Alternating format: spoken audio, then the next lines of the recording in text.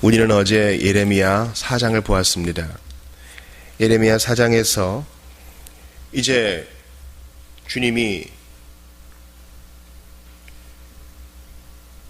너무나 완악하여 북에서부터 내려오는 적군에게 섬멸당할 그들에게 말씀하십니다. 너희 묵은 땅 기경하라. 이 말은 농사를 잘 지어라 이 말이 아니라 그들의 완악한 심령이 회개로 갈아엎어져야 함을 말씀하시는 겁니다.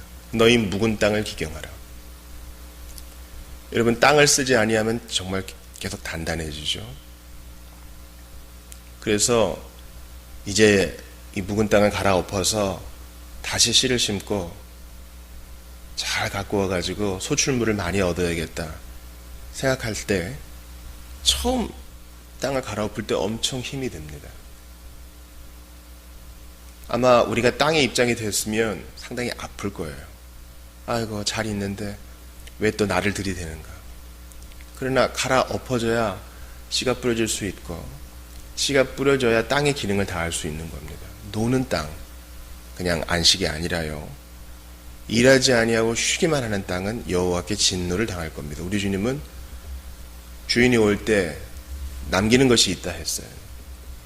반드시 남기는 것이 있어야 합니다. 근데 열매는커녕 아무것도 하지 않고 죄의 열매가만 무성한 죄인에게 대하여 주님은 묵은 땅을 기경하라 하십니다. 할례를 행하여 너희 마음과 죽을 배라 그러세요. 여러분, 이른바 개혁파 교리를 좀 공부하시다 보면은 하나님의 주권, sovereignty, 하나님의 일하심, 그분의 모노지즘, 그분의 전적인 일하심을 대단히 강조하게 됩니다. 맞아요. 논리적으로 그것이 옳습니다. 설사 내가 내 마음의 그 가죽을, 마음의 할례를 내가 스스로 행하고 묵은 땅을 내가 기경하고 이렇게 한다 할지라도 그 배후에 하나님이 계시는 것을 인정하지 않을 수 없죠. 하나님이 항상 prime cause, 최고의 원인이 되셔요. 그런데 오늘 어제의 본문을 보면 조금도 주께서 일하실 때까지 기다려라. 너희는 수동적인 존재이니 하나님이 너희의 마음을 만지실 때까지 참아 기다려라. 이런 말이 없어요. 당장 네가 해. 이렇게 말합니다. 이것이 성경의 언어예요. 그러므로 여러분, 소위 교리를 안다 하면서 지금 당장 회개하지 않고 게으름에 빠져있는 분 계십니까? 지금 당장 묵은 땅을 기경해야 됩니다. 절대 우리가 배운 교리가 우리 자신의 게으름과 완악함을 합리화하는 수단이 되어서는 안 돼요. 마치 모든 것이 내게 달려있는 것처럼 스스로 4장 4절을 보니까 스스로 할례를 행하여 스스로 묵은 땅을 기경해야 됩니다. 그러면서 우리는 이것은 성령께서 마음 주셔서 하는 것입니다라는 고백이 있어야 되죠. 그러므로 참된 성경의 사람은 아주 적극적이고 아주 단호하고 아주 실천적인 것입니다. 여러분, 그래서 오늘도 작은 것부터 시작해야 돼요. 하나님, 뿌리 깊은 나의 죄악이 있습니다. 계속 반복되는 죄악이 있습니다. 내가 너무 즐겨하는 죄악이 있습니다. 하나씩 정복할 수 있도록 도와주십시오. 어떤 사람은 항상 100의 죄악을 누리다가 단번에 0으로 갈 수 있어요. 그런 경우가 많이 있죠. 그러나 이른바 이 중독의 모습을 입고 있는 죄는요, 그러기가 힘들어요. 우리 그거 인정합시다. 그래서 주님, 오늘도 묵은 땅을 갈아엎습니다. 아직도 갈아야 될 밭이 너무 넓은데 오늘은 이만큼 했습니다. 내일은 저만큼 더 할 수 있도록 힘을 주세요. 그러면서 하나씩 둘씩 절제해 나가는 겁니다. 여러분, 기억하세요. 우리가 배우고 익힌 말씀이 우리의 죄악을 절제시키지 못하고 우리의 삶을 성화시키지 못하면 그게 무슨 유익이 있어요. 그러니 제발 뭐 좀 들었다고 해서 내가 그렇게 된 것이냐 스스로를 속이면 안 됩니다. 오늘 본문 5장은요 31절까지 쭉 이어지는 말씀인데 참 저에게 큰 도전을 줍니다. 왜냐하면 이미 그 작년에 이제 우리가 오디오 성경, 즉 이제 여러분들이 계속 있는 자리에서 성경을 통독하실 수 있도록 이제 담임 목사의 목소리로 성경을 읽어드리지 않았어요? 작년에 제가 개역개정 성경을 이렇게 통독하면서 예레미야의 5장 말씀을 보면서 솔직히 이런 생각이 들었습니다. 1절 말씀이에요. 세상에 이런 말씀이 있었어? 이미 성경을 이제 수독하지만은 때로는 눈이 번쩍 뜨이면서 이런 말씀이 있었어? 그런 게 있어요. 아직까지 성경에 초보를 띄는 학생인 거죠. 아마 우리가 주님 품에 갈 때까지 그럴지 몰라요. 우리는 계속 신선한 생수를 성경으로부터 길어냅니다. 1절을 다시 보세요. 너희는 예루살렘 거리로 빨리 다니며 그 넓은 거리에서 찾아보고 알라. 너희가 만일 정의를 행하며 진리를 구하는 자를 한 사람이라도 찾으면 내가 이 성읍을 용서하리라. 여러분 뭐 생각나세요? 창세기 18장 생각나시죠? 주님이 소돔과 고모라를 멸망하러 내려오십니다. 그때 이제 아브라함이 협상을 하죠. 의인 50명 찾으면 멸하실 겁니까? 안 하겠다. 계속 나가시다가 10명까지 갑니다. 주님의 말씀은 10명 있으면 멸망시키지 않을 거예요. 그러니까 그 의인 10명이 그 성읍에, 그 도시에 그죠? 멸망과 생존을 지금 담보하는 거죠. 그러니까 그리스도 안에서 의인으로 여김받고 지금도 성화로서 의롭게 되어가는 성도들의 역할이 커요. 여러분, 여러분의 삶이 이 도시의 운명을 좌우하고 있어요. 가벼운 얘기가 아니에요. 나의 윤리적인 결단, 그리스도 안에서 나의 도덕적인 선택이 우주적인 의미를 가진다고. 다른 사람을 살리기도 한다고요. 하나님이 심판을 연장시킨다고요. 그러므로 오늘도 의의 편에 서시고 죄를 끊어내세요. 나만 사는 게 아니라 다른 사람도 살려요. 근데 오늘 본문은요, 아주 극단적으로 몰아가죠. 50명, 아니 10명도 필요 없어. 한 명만이라도 의인이 있으면 너희에게 북에서 내려오는 적군에게 너희 넘겨주지 않을 거야. 그렇습니다. 근데 결국 그들이 섬멸당합니다. 너희는 멍에를 벗어버리고 죄의 길로 갔다. 6절 보세요. 완전히 찢어버릴 것이다. 그러면서 이는 그들의 허물이 많고 반역이 심함이니이다. 이 말은 한 사람도 못 찾았다는 얘기예요.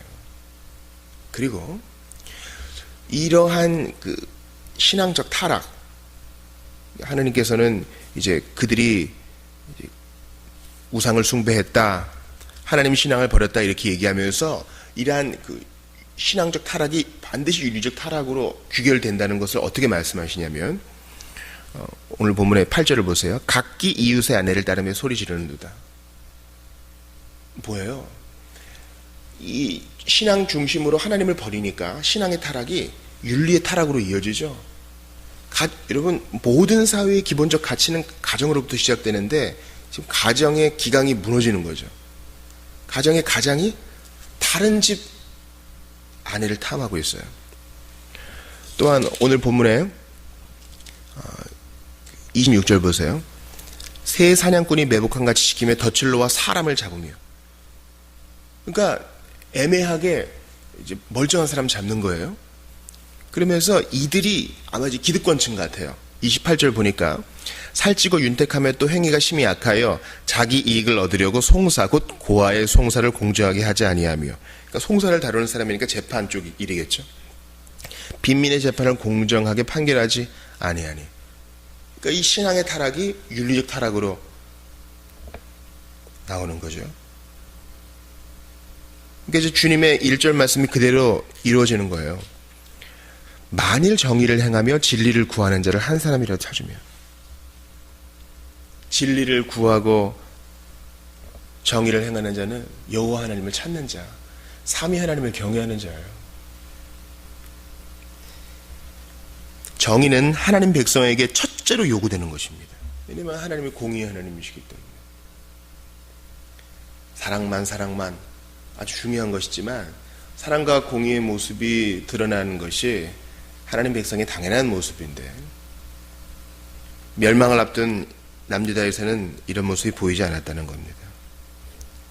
오히려 그들은 가르침을 이렇게 곡해하고 있어요. 자, 보세요. 31절 보세요. 선지자들은 거짓을 예언하며 제사장들은 자기 권력으로 다스리며 내 백성은 그것을 좋게 여기니.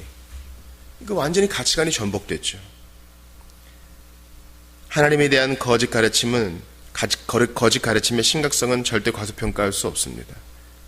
하나님이 악에 대해 무관심하시구나, 이런 생각이 그 사회에 팽배했어요. 12절 보세요. 그들이 여호와를 인정하지 아니하며 말하기를 여호와께서는 계시지 아니하니 재앙이 우리에게 임하지 아니할 것이요 우리가 칼과 기근을 보지 아니할 것이며. 아주 심각한 타락이에요. 봐라, 멀쩡하잖아. 임박한 재앙을 보지 못하는 그들은 신학까지 어그러뜨렸어요. 하나님이 모른다, 하나님의 속성까지 구부렸습니다. 이러한 총체적 타락은 모두 합당한 형벌에 직면해야 된다는 것입니다. 하나님은 자비하셔서 다 용서해 줄 거야. 정말 배은망덕이란 말이 어울리는 상황이에요. 저는 이 나라 이 민족을 보면서도 그런 생각을 합니다. 무감각해지는 것이 두렵습니다. 지도자들이 이전 투구하는 것이 너무나 속이 상합니다. 교회의 타락이 매스컴에 알려지는 것이 가슴 아픕니다. 그래서 핏대를 세우고 하나같이 욕하는 거 이해가 돼요. 얼마나 답답하면 그러겠어요. 그런데 거기서 멈추면 안 되고요. 나쁜 것은 나쁜 것이라 얘기하세요. 그러나 거기서 멈추지 말고요. 하나님, 저 여기 있어요. 제가 그 한 사람 되기 원해요. 그 마음으로 나부터 시작하는 거예요. 나부터 묵은 땅을 기경하고 다른 사람에게도 그렇게 하자고 권하고 얘기하는 것은 좋은 거예요. 그러나 나부터. 나는 과연 고아와 과부를 돌보는가? 나는 과연 구부러져 있지 않은가? 돌아보는 거예요. 그리고 나부터 시작한 이 개혁은 다른 사람에게 또 옮아갑니다. 이것은 전염성이 있고 내가 보여줘야 돼요. 그때 다른 사람도, 바알에게 무릎 꿇지 않은 7,000명도 가입할 것입니다. 그리고 저는요, 목사님 그렇게 나 혼자만 하는 게 무슨 소용이 있어요. 전염도 안 될걸요? 그런 사람들에게 18절 말씀을 들려드리고 싶어요. 오늘 본문의 요절입니다. 18절을 보세요. 여호와의 말씀이니라. 그때에도 내가 너희를 진멸하지는 아니하리라. 북에서부터 바벨론이 와서 다 칼로 파멸하고 쑥대밭을 만들어 놓을 건데 그때에도 내가 너희를 진멸하지는 아니하리라. 이런 배은망덕한 자에게 하늘에서 불이 내리는 것이 마땅한 것인데 우리 주님은 아니야. 그들과 한 약속이 있어. 그들을 향한 나의 사랑이 있어. 그들을 향한 계획이 있어. 메시아를 통한 구속의 계획이 있어. 주님은 때리시되 죽이지 않으십니다. 주님은 징계하시되 멸절되도록 내버려 두시지 않습니다. 사랑하는 여러분, 이러한 큰 사랑, 죽음밖에 요구될 것이 없는 자들, 죽음밖에 기대할 것이 없는 자들, 그들에게 하나님이 사랑을 베푸십니다. 그리고 한 번 더 기회를 주셔요. 그러니 오늘도 마음을 찢으십시오. 내가 혹시 여호와 하나님을 가슴 아프게 해드린 일이 있지는 않았는가 돌아보면서 회개하시고 묵은 마음밭을 기경하시고 나 한 사람이 온전히 서서 이 도시, 이 마을, 내 나라, 나의 가정, 나의 교회 지킬 거야. 주여 나부터 시작하게 하소서. 내가 그 한 사람 되게 하소서. 이런 뜨거운 열망이 있어야 돼요. 남이 해주겠지? 아니요, 그런 생각이 안 돼요. 나부터 내가 그 한 사람 되게 해달라고 기도해야 하는 것입니다. 또한 우리가 이렇게 돌아왔다면 하나님은 불우한 사람들을 보살피는 것을 사회적 의의 척도로 삼으시거든요. 성경에는 11조에서 복을 받았다 라는 말보다는 정의를 행해서 고아와 과부를 돌보아서 약자를 돌봐서 복을 받았다는 말이 훨씬 더 많아요. 정말 우리가 가진 것을 연약한 자와 나눌 정의의 회복이 있기를 간절히 바라는 것입니다. 사랑하는 여러분, 배은망덕, 한 사람도 찾을 수 없는 총체적 타락, 이것 해결하시려고 예수님 오셨습니다. 우리 한 사람이 아무리 발버둥을 쳐도 하나님의 마음에 쏙 들지는 못해요. 온전한 공의를 요구하시는 주님을 만족시키지 못해요. 우리는 한 가지로 타락했습니다. 전 인류 가운데 한 사람도 없었어요. 그러나 온전하신 분, 하나님의 아들, 하나님이신 예수 그리스도께서 이 총체적 타락을 해결하시기 위해 오셔서 순환당하시고 피 흘리시고 죽음까지 견뎌내셨습니다. 사랑하는 여러분, 모조리 칼로 멸망당해야 될 우리 대신하여 피 뿌리신 예수 그리스도, 그분을 바라보며 오늘도 죄를 끊어내시고 의를 실천하는 여러분들 다 되시기를 바랍니다. 기도합시다. 하나님 아버지, 고아에서 아들로, 거절에서 용납으로, 죄인에서 의인으로 예수 안에서 바꾸어 주신 것 감사합니다. 저주에서 축복으로, 원수에서 연인으로, 창기에서 신부로 예수 안에서 바꾸어 주셨으니 오늘도 감사로 살며 회개하며 살며 의를 행하며 살게 하여 주시옵소서. 주 예수님, 오늘도 방황하는 자들 속히 돌이켜 주옵시고 주님의 모든 교회 하나님께서 그 건강 지켜 주옵소서. 우리에게 감당할 수 없는 사랑 부으신 주님을 찬양합니다. 예수님 이름으로 기도합니다. 아멘.